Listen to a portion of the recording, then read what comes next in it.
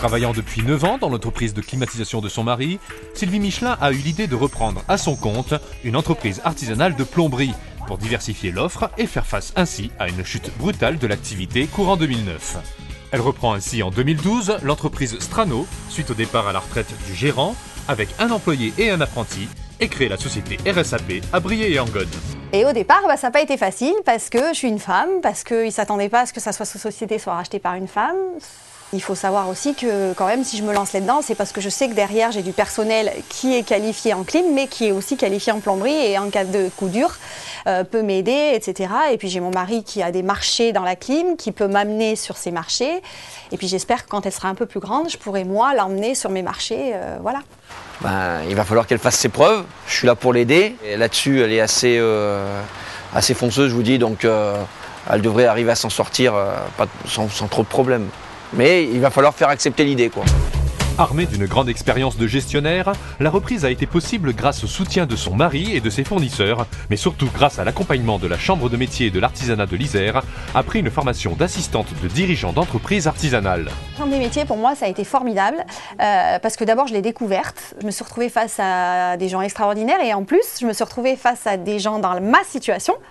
Donc, je me suis dit, oh, je ne suis pas toute seule dans le bateau. Puis, du coup, ça m'a rassurée d'entendre un peu ce qu'ils se disaient. Il y a eu beaucoup d'échanges.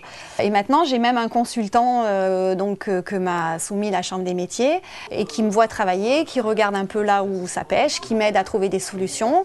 Et vraiment, ça fait du bien.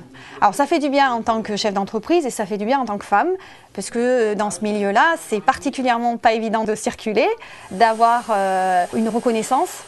Et cette reconnaissance commence à faire doucement son chemin, y compris chez les nouveaux clients de RSAP, grâce à une confiance mutuelle avec son équipe technique et l'ambition de faire progresser l'entreprise. Mon but, c'est de faire des belles salles de bain et je voudrais investir dans des logiciels, pouvoir faire du 3D et présenter des salles de bain, des belles créations. Ça fait beaucoup de boulot et surtout en tant que femme, parce qu'il ne faut pas oublier que moi j'ai une deuxième vie après chez moi.